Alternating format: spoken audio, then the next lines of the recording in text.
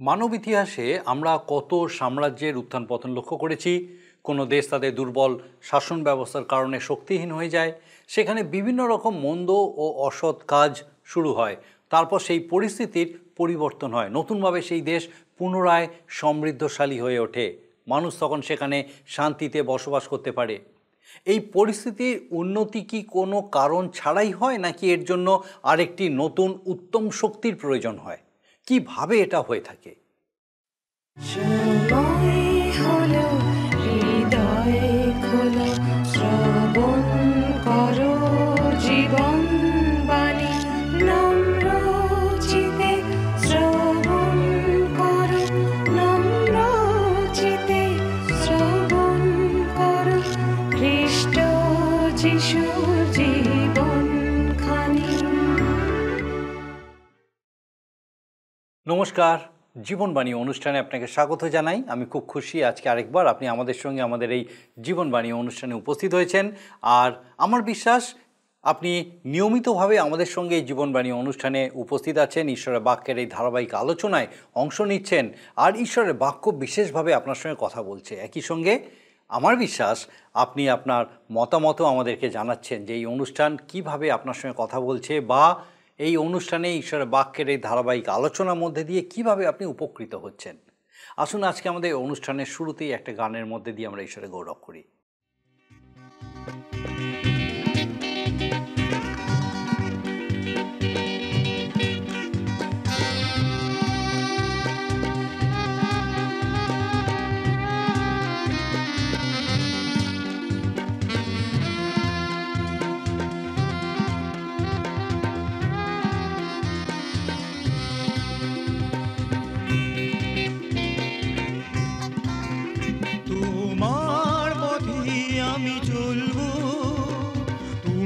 সত্য বলে জেনেছি, তোমার বাক্য আমি বলবো, তাই তো আমি আজ এসেছি, তোমার পথে আমি চলবো।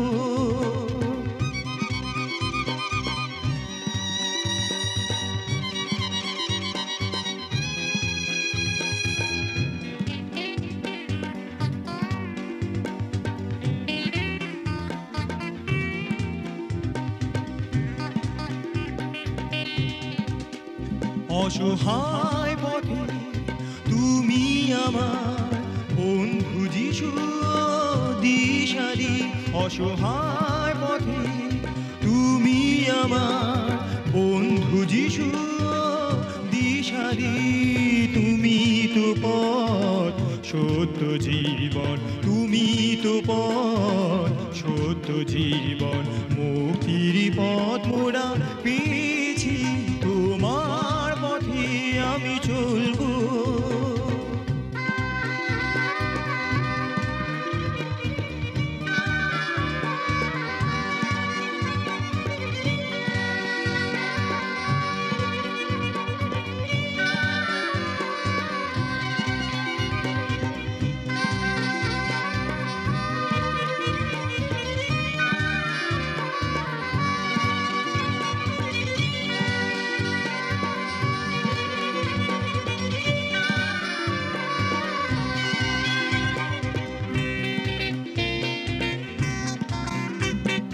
জীবনে আমার কিছুই ছিল না, তুমি এসে প্রভু হৃদয় আমার ভরিয়ে দিয়েছো সব গুণে, নিঃশরিত এই জীবনে, জীবনে আমার কিছুই ছিল না, তুমি এসে প্রভু হৃদয় আমার ভরিয়ে দিয়েছো সব গুণে, নিঃশরিত এই জীবনে, জীবনে এখন তুমি আছো, হার মেনেছে তাই অন্ধকার, তোমার আলো জ্বলেছে তাই, তোমার আলো জ্বলেছে তাই, দলে দলে আজ মোরা এসেছি, তোমার পথে আমি চলবো, তুমি সত্য বলে জেনেছি, তোমার বাক্য আমি বলবো, তাই আমি আজ এসেছি। আমরা ধারাবাহিকভাবে পবিত্র বাইবেলের পুরাতন নিয়মের যিশায় ভাববাদী পুস্তকটি আলোচনা করছি। আমাদের গত পর্বে এই পুস্তকের ৮ অধ্যায় পর্যন্ত আমরা আলোচনা করেছি। সেখানে আমরা দেখেছি যে ঈশ্বর যিশায় ভাববাদীর মাধ্যমে জিহুদা রাজ আহসের কাছে বলে পাঠিয়েছেন যে ইসরায়েলের ও অরামীয়দের বিষয়ে তার দুশ্চিন্তা করার প্রয়োজন নেই, কিন্তু অদূর ভবিষ্যতে আরও শক্তিশালী অসুরীয়রা এসে তাদের দেশকে ধ্বংস করে দেবে। আজ আমাদের আলোচ্য বিষয় হলো এই পুস্তকের ৯ অধ্যায়। পবিত্র বাইবেলে আমাদের সবার অন্যতম পরিচিত অংশ হচ্ছে যিশায় ভাববাদী পুস্তকের ৯ অধ্যায়, যেখানে প্রধান বিষয় হলো দাউদের সিংহাসন গ্রহণ করার জন্য এক পুত্রের জন্মের ভবিষ্যৎবাণী। আর সেই পুত্র হলেন প্রভু যীশু খ্রিস্ট। আহস রাজার শাসনকালে যিশায় যে ভাববাণীগুলি করেছিলেন সেগুলি আমরা ৭ থেকে ১২ অধ্যায় পেয়ে থাকি। ইসরায়েল জাতির ইতিহাসে আহস রাজার শাসনকাল ছিল একটা মহা অন্ধকারময় সময়, আর এই সময়েই যিশায় মসীহের আগমনের বিষয়ে ভাববাণী বলেছিলেন। এই অধ্যায়ের প্রথম ৭ পদে আমরা দেখি যে ইসরায়েলের প্রত্যাশা হচ্ছেন সেই স্বর্গীয় শিশু। এখানে ইসরায়েল দেশের কয়েকটি স্থানের উল্লেখ করা হয়েছে, যেমন সবুলন দেশ, নপ্তালি দেশ, সমুদ্রের নিকটবর্তী পথ, জর্দনের তীরস্থ প্রদেশ, জাতিগণের গালিল ইত্যাদি। এই সমস্ত অঞ্চলগুলি খ্রিস্টের আগমনে কিভাবে গৌরবান্বিত হয়ে উঠেছিল সেই বিষয়ে আমরা বিস্তারিতভাবে অধ্যয়ন করব। সেই সময় গালিল অঞ্চলে ঈশ্বরের আরাধনার সঙ্গে সঙ্গে ঈশ্বর ছাড়াও আরও অনেক কিছুর পূজা সমানভাবে করা হতো। আর প্রভু যীশু যখন সেই অঞ্চলে তার প্রচার আরম্ভ করেছিলেন তখন সেখানকার মানুষ সত্যি করেই এই মহা আলোর সন্ধান পেয়েছিল। সুতরাং এটা স্পষ্ট যে এই অধ্যায়ের প্রথম ২ পদ খ্রিস্টের প্রথম আগমনের বিষয়ে ভাববাণী বলে, কিন্তু ৩ পদটি হচ্ছে তার দ্বিতীয় আগমনের ভাববাণী। সময়ের সাথে সাথে এই জাতির জনসংখ্যা বৃদ্ধি পেতে লাগলো, আর অনেক ধর্মমতের প্রবর্তন হলো, কিন্তু তাদের মনে কোনো আনন্দ ছিল না। কিন্তু খ্রিস্টের আগমনে তারা উল্লাসিত হবে, কারণ তিনি তাদের জোয়ালি, তাদের কাঁধের বাঁক আর তাদের উপদ্রবকারীর দণ্ড ভেঙে ফেলবেন। কিন্তু বর্তমান সময়ে তারা তাদের জীবনে শান্তি উপভোগ করতে পারছে না, কারণ তারা শান্তিরাজকে প্রত্যাখ্যান করেছে। খ্রিস্টের দ্বিতীয় আগমন না হওয়া পর্যন্ত তাদের উপরে তাদের উপদ্রবকারীর শক্তি সক্রিয় হয়ে থাকবে। যিশায় ভাববাদী মসীহের আগমন দর্শন করেছিলেন। তিনি বলেছেন যে সেই ঘটনা ঘটবে যখন বাহিনীগণের সদাপ্রভুর উদ্যোগ ইহা সম্পন্ন করিবে। এই আগমন মসীহের প্রথম নয়, কিন্তু দ্বিতীয় আগমন। এখানে প্রভুর একাধিক নামের কথা উল্লেখ করা হয়েছে, যার বিষয়ে আমরা আমাদের পরবর্তী সময় অধ্যয়ন করব। এই অধ্যায়ের বাকি অংশ অর্থাৎ ৮ থেকে ২১ পদে যিশাইয়ের সময়কার স্থানীয় পরিস্থিতির বিষয়ে বলা হয়েছে। সেই বিষয়ের ভাববাণী অদূর ভবিষ্যতে আংশিকভাবে পূর্ণ হয়েছিল, কিন্তু সমস্ত ভাববাণী সম্পূর্ণ ও চূড়ান্তভাবে পূর্ণ হবে মহাক্লেশের সময়। আমরা আমাদের মনকে সুস্থির করি এবং এই মহান ভাববাণী অধ্যয়ন করার জন্য আসুন প্রস্তুত হই এবং দেখি যে ঈশ্বর এই আলোচনার মধ্যে দিয়ে কিভাবে আরেকবার আমাদের সঙ্গে কথা বলেন। প্রিয় বন্ধু, বাইবেলের পুরাতন নিয়মের যিশায় ভাববাদী পুস্তকের ৯ অধ্যায় থেকে আলোচনা করব। এখানে আমরা যীশুখ্রিস্টের জন্ম বিষয়ক ভাববাণী শুনব। যিশায় ভাববাদী ভাববাণী করলেন দাউদের সিংহাসনে বসার জন্য একটি সন্তান দাউদের কুলে জন্মাবেন। যিশায় ৯ অধ্যায় খ্রিস্টীয় জগতে সবার পরিচিত এবং সর্বজন শ্রুত বিশেষ এক অধ্যায়। যিশু সেই শিশু আসছেন, তাঁর নাম হবে আশ্চর্য মন্ত্রী, বিক্রমশালী ঈশ্বর, সনাতন পিতা, শান্তিরাজ। যিশায় তার ৭ অধ্যায় থেকে ১২ অধ্যায় যে সমস্ত ভাববাণী যিশায় করেছেন সেগুলি সব আহস রাজার সময়। আপনাদের মনে আছে, আমরা শুনেছি যে আহস বড় দুষ্ট রাজা ছিলেন। যিশাইয়ের ভাববাণী শুরু হয়েছিল রাজা উশিয়ের মৃত্যুর সময় থেকে। উশিয় ৫২ বৎসর রাজত্ব করেন এবং তিনি ঈশ্বর ভীরু রাজা ছিলেন। আহস রাজা উশিয়ের নাতি। যিশাইয় তাঁর ভাববাণী শোনালেন যিশুর আগমন বিষয়ে। তিনি এমন সময় যিশুর আগমন বিষয়ে ভাববাণী করলেন যখন জিহুদা নিবাসী লোক মহা অন্ধকারে আছে। আমরা দেখি ইসরায়েলের আশার বিষয়। আমরা পাঠ করি 9 অধ্যায় কয়েকটি পদ। কিন্তু যে দেশ পূর্বে যাতনাগ্রস্ত ছিল, তাহার তিমির আর থাকিবে না। তিনি পূর্বকালে সবুলুন দেশ ও নপ্তালি দেশকে তুচ্ছাস্পদ করিয়াছিলেন। কিন্তু উত্তরকালে সমুদ্রের নিকটবর্তী সেই পথ, জর্দনের তীরস্থ প্রদেশ, জাতিগণের গালিলকে গৌরবান্বিত করিয়াছেন। যে জাতি অন্ধকারে ভ্রমণ করিত, তাহারা মহা আলোক দেখিতে পাইয়াছে। যাহারা মৃত্যুচ্ছায়ার দেশে বাস করিত, তাহাদের উপরে আলোক উদিত হইয়াছে। তুমি সেই জাতির বৃদ্ধি করিয়াছ, তাহাদের আনন্দ বাড়াইয়াছ। তাহারা তোমার সাক্ষাতে শস্যচ্ছেদন সময়ের ন্যায় আহ্লাদ করে, যেমন লুট বিভাগ করিবার সময় লোকেরা উল্লাসিত হয়। এইখানে 9 অধ্যায় 1 পদে লেখা আছে, কিন্তু যে দেশ পূর্বে যাতনাগ্রস্ত ছিল, তাহার তিমির আর থাকিবে না। তিনি পূর্বকালে সবুলুন দেশ ও নপ্তালি দেশকে তুচ্ছাস্পদ করিয়াছিলেন, কিন্তু উত্তরকালে সমুদ্রের নিকটবর্তী সেই পথ, জর্দনের তীরস্থ প্রদেশে জাতিগণের গালিলকে গৌরবান্বিত করিয়াছেন। যিশুর জন্ম জিরুসালেমে হয়নি। জিরুসালেম ছিল যিহুদি রাজ্যের রাজধানী। জিরুসালেম কপটতার কেন্দ্র।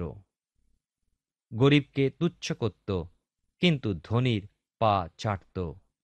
তাদের ধর্মের ধাঁচটা ঐরূপ ছিল। শিশুকালে, বাল্যকালে যিশুর মা বাবা তাকে জিরুসালেমে নিয়ে গেছিলেন বটে, কিন্তু তিনি সেখানে বাস করেননি। শিশুকালে বৈতলেহেম নগরে জন্মগ্রহণ করলেও কিছু সময় মিশরে এবং মিশর থেকে এসে নাসরত নগরে যৌবনকাল পর্যন্ত কাটান।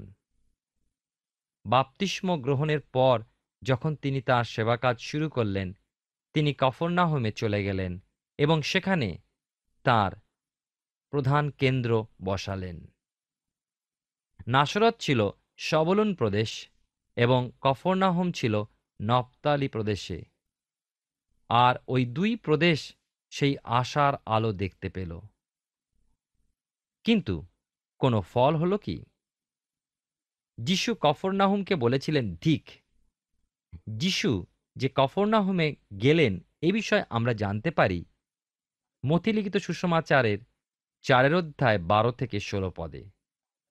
লেখা আছে, পরে যোহন কারাগারে সমর্পিত হইয়াছেন শুনিয়া তিনি গালিলে চলিয়া গেলেন, আর নাসরত ত্যাগ করিয়া সমুদ্র তীরে সবলুন ও নপ্তালির অঞ্চলে স্থিত কফরনাহুমে গিয়া বাস করিলেন, যেন যিশাইয় ভাববাদী দ্বারা কথিত এই বচন পূর্ণ হয়। সবলুন দেশ ও নপ্তালি দেশ সমুদ্রের পথে জর্দনের পরপারে পরজাতিগণের গালিল। যে জাতি অন্ধকারে বসিয়াছিল, তাহারা মহা আলো দেখিতে পাইল। যারা মৃত্যুদ্দেশে ছায়াতে বসিয়াছিল, তাহাদের উপরে আলো উদিত হইল। 2 পদে আমরা দেখি, প্রথম পদের অনুবাদ অনুযায়ী স্পষ্ট প্রতীয়মান হয় যে গালিল প্রদেশ মূর্তিপুজো ও মূর্তিপূজকদের ঐতিহ্য বহন করে চলেছিল। পুরাতন নিয়মের আচার অনুষ্ঠানও ছিল, আবার মূর্তি পূজার সকল কিছু বজায় ছিল। সুতরাং বলতে হয়, সত্যের আলো তাদের মধ্যে না থাকায় ওই দেশ অন্ধকারে ছিল। যিশু বলেছেন, আমি জগতের জ্যোতি।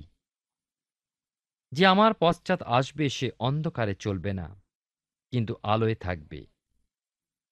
এই ভাববাণী প্রভু যিশুর প্রথম আগমনেই পূর্ণ হল। 9 অধ্যায় 1 ও 2 পদ এবং 3 পদের মধ্যে একটা সময়ের ফাঁক আছে, কেননা 3 পদ যিশুর দ্বিতীয় আগমনের কথা বলে। 3 পদে লেখা আছে, তুমি সেই জাতির বৃদ্ধি করিয়াছ, তাহাদের আনন্দ বাড়াইয়াছ। তাহারা তোমার সাক্ষাতে শস্যচ্ছেদন সময়ের ন্যায় আহ্লাদ করে, যেমন লুট বিভাগ করিবার সময় লোকেরা উল্লাসিত হয়। দেখুন, জাতির সংখ্যা বাড়ল, নানা ধর্মের উদ্ভব হল, কিন্তু অন্তরে আনন্দ ছিল না। নানা ধর্ম তাদের থাকতে পারে, কিন্তু প্রভু যীশুকে তারা পায়নি। যিনি আনন্দের উৎস। ৯ অধ্যায় ২ পদ ও ৯ অধ্যায় ৩ পদের মধ্যে দীর্ঘ ২০০০ বৎসর তো কেটেই গেল। যিশাইয় এই ২০০০ বৎসরের জন্য কোনো ভাববাণী দিলেন না কেন? তার কারণ এই ২০০০ বৎসর ঈশ্বর তার মণ্ডলীকে আহ্বান করে চলেছেন। যিশাইয় তখন মণ্ডলীর কথা জানতেন না। রোমীয় তার ১৬ অধ্যায় ২৫ এবং ২৬ পদে লেখা আছে, যিনি তোমাদিওকে সুস্থির করিতে সমর্থ, আমার সুসমাচার অনুসারে ও যীশুখ্রিস্ট বিষয়ক প্রচার অনুসারে, সেই নিগূঢ়তত্ত্বে প্রকাশ অনুসারে, যাহা অনাদিকাল অবধি অকথিত ছিল, কিন্তু সম্প্রতি ব্যক্ত হইয়াছে, এবং ভাওবাদীগণের লিখিত গ্রন্থ দ্বারা সনাতন ঈশ্বরের আদেশ অনুসারে বিশ্বাসের আজ্ঞাবহতার নিমিত্তে সর্বজাতির নিকটে জ্ঞাত করা গিয়াছে। সত্যি তো, যে বিষয়ে জানতেন না, যে বিষয়ে শোনেননি, সে বিষয়ে তিনি লিখবেন কি করে? আবার যিশায় ভাববাদীর ৬৩ অধ্যায় এক জায়গায় দেখব একটা কমা ২০০০ বৎসরের তফাৎ বোঝায়। যিশাইয়ের সময় কেবল যিশাইয় নয়, কোনো মানুষই মণ্ডলী বিষয়ে জানত না। এখন মণ্ডলী প্রকাশ পেয়েছে এবং এই যে সময়ের ফারাক, সেটাও কমে এসেছে। এই অধ্যায়ের বাকি অংশ ইসরায়েল জাতির বিষয় বলে, আর যে সকল জাতি বৃদ্ধি পেয়েছিল, আহস যাদের রাজা ছিল, তাদের বিষয় বলে। যিশাইয়ের ভাববাণী তার জাতির জন্য। দেখুন ৪ পদে কি লেখা আছে, কারণ তুমি তাহার ভারের জোয়ালি, তাহার স্কন্ধের বাঁক, তাহার উপদ্রবকারী দণ্ড ভাঙিয়া ফেলিয়াছ, যেমন মিদিয়নের দিনে করিয়াছিলে। যে বোঝার ভার কাঁধের উপর রয়েছে, তা কবে উঠবে? এ বোঝার ভার তখনই উঠবে যখন প্রভু যীশু আবার আসবেন। ইসরায়েল জাতির দিকে চেয়ে দেখুন, আজ কেন তাদের মধ্যে শান্তি নেই? কেনই বা ইসরায়েলের সীমানায় আজ যুদ্ধ অশান্তি লেগে রয়েছে? কারণ তারা মশীয়কে গ্রহণ করেনি, প্রত্যাখ্যান করেছে। এখন আমরা দেখি যে প্রভু যীশুর দ্বিতীয় আগমন না হওয়া পর্যন্ত তাদের মধ্যে সেই শান্তি আসবে না। ৫ পদে লেখা আছে, বস্তুত তুমুল যুদ্ধে সুসজ্জিত ব্যক্তির সমস্ত শয্যা ও রক্তে লুণ্ঠিত বস্ত্র সকল জ্বলনীয় দ্রব্য হইবে, অগ্নির ভোগ্যস্বরূপ হইবে। কয়েক বৎসর আগে মিউনিক অলিম্পিকের সময় যখন ইসরায়েলে কয়েকজন খেলোয়াড়কে আতঙ্কবাদীরা মেরে ফেলেছিল, ওইসব খেলোয়াড়দের মৃতদেহ দেখে তাদের প্রিয়জনদের কাছে পাঠিয়ে দেওয়া হয়েছিল। বড় দুঃখের বিষয়, একটা দেশের কয়েকজন শ্রেষ্ঠ খেলোয়াড় মারা গেল। কেন এমন হলো? ইসরায়েলের একজন মশীয় ছিলেন, যাকে ইসরায়েল জাতি প্রত্যাখ্যান করেছিল। তিনিই ছিলেন শান্তিরাজ।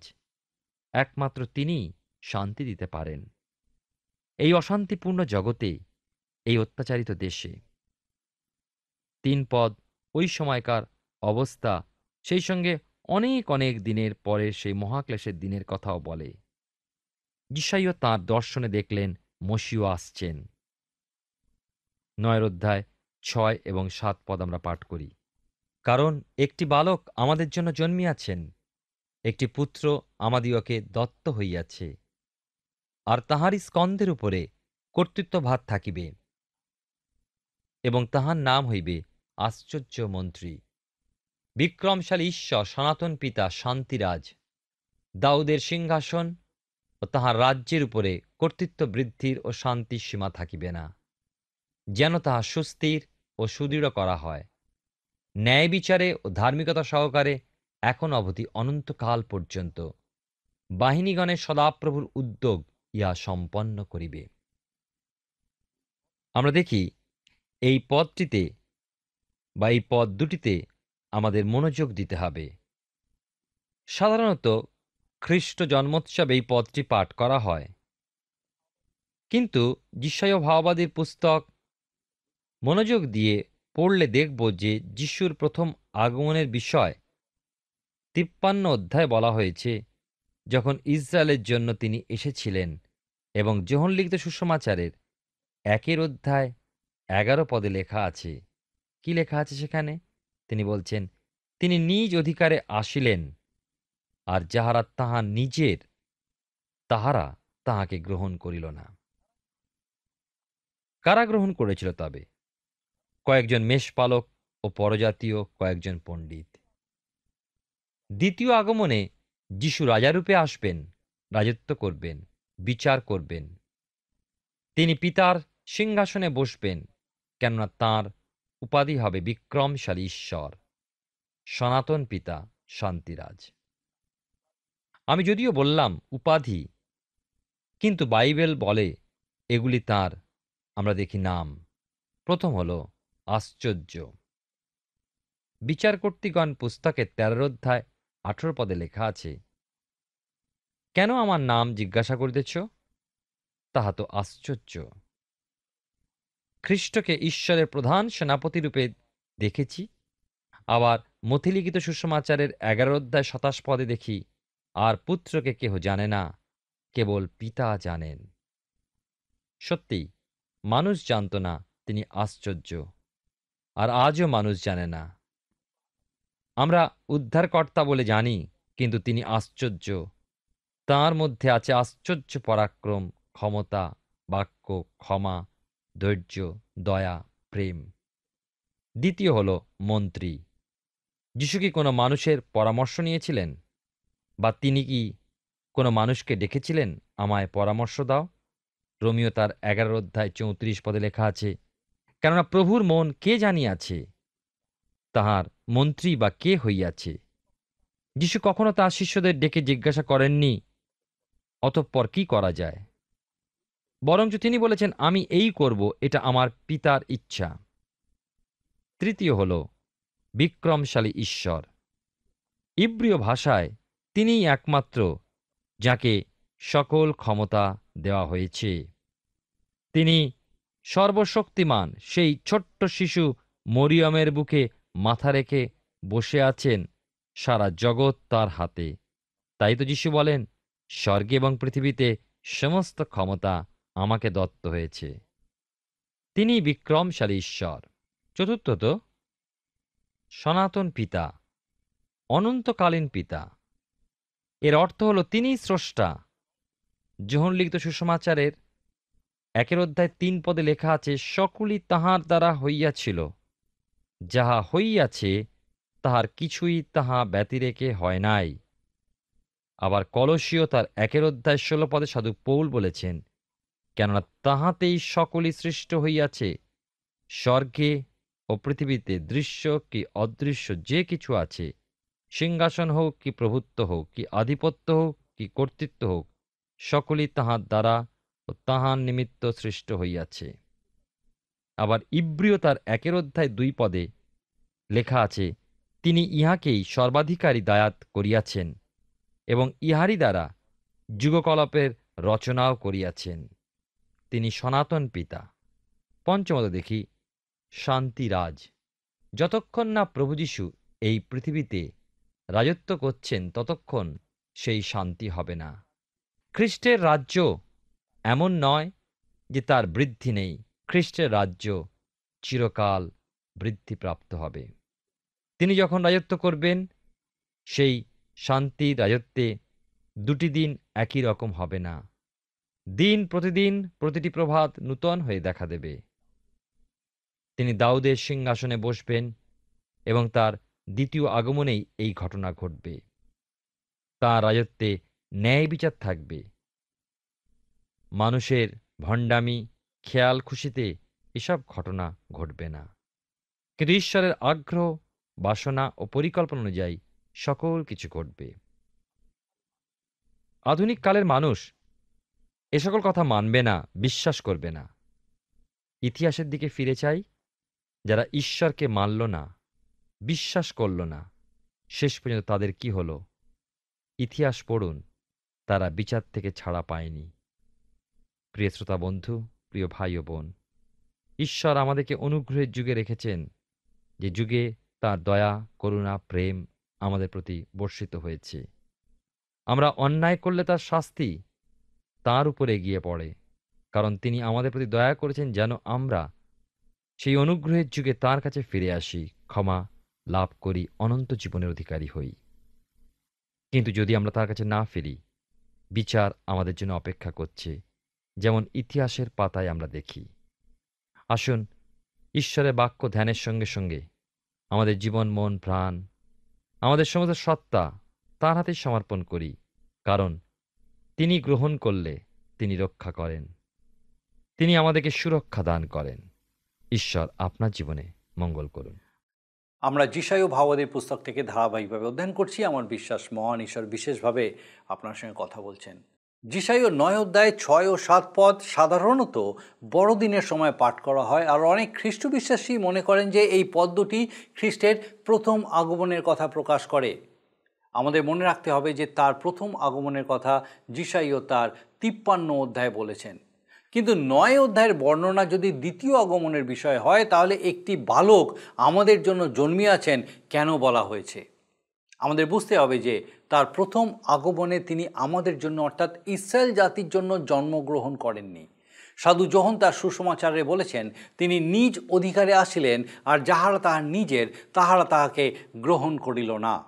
ইসরায়েল জাতি তার প্রথম আগমনে তাকে গ্রহণ করেনি। বস্তুত খ্রিস্টের দ্বিতীয় আগমনে কোনো মসিহের জন্ম হবে না, কিন্তু ইসরায়েল দেশ একটি জাতি হিসেবে জন্মগ্রহণ করবে, যা এই পুস্তকের শেষে অর্থাৎ যিশায় 66 অধ্যায় 7 এবং 8 পদে প্রকাশিত হয়েছে। আমাদের পরবর্তী পর্বের বিষয় হচ্ছে ইসরায়েলের উপর অসুরীয়দের বিচারের পর তাদের বিচার কীরকম হবে। আসুন এখন প্রার্থনায় যাব, আর আমি চাইব আপনি আমার সঙ্গে যোগ দিন। আসুন প্রার্থনা করি। পরম করুণাময় স্বর্গীয় পিতা, তোমার ধন্যবাদ স্তুতি করি, তোমার গৌরব করি সুন্দর সময়ের জন্য। ধন্যবাদ দিই তোমার জীবন্ত বাক্য দ্বারা একটি বার আমাদের সঙ্গে কথা বললে। ধন্যবাদ দিই আমাদের প্রত্যেক দর্শক বন্ধুর সঙ্গে পিতা, তোমার জীবন্ত বাক্য দ্বারা তুমি কথা বলেছ।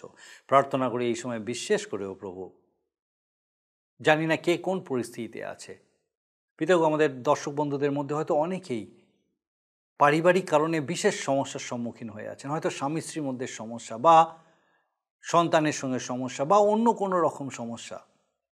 যে সমস্যাই হোক প্রভু, প্রার্থনা করি তোমার পবিত্র পরাক্রমে তুমি তাদেরকে তোমার সেই শান্তি, তোমার অনুগ্রহ দান করো, তোমার প্রতি নির্ভরশীলতায় স্থির করো যে প্রভু তুমি তাদের সঙ্গে আছো, এবং পিতাগো তুমি সেই সমস্যা তাদের জীবন থেকে দূর করতে চলেছো। পিতা, স্বামী স্ত্রীর মধ্যে যেন আবার সম্পর্ক ঠিক হয়ে যায় পিতাগো, সন্তান পিতামাতার কাছে যেন ফিরে আসে।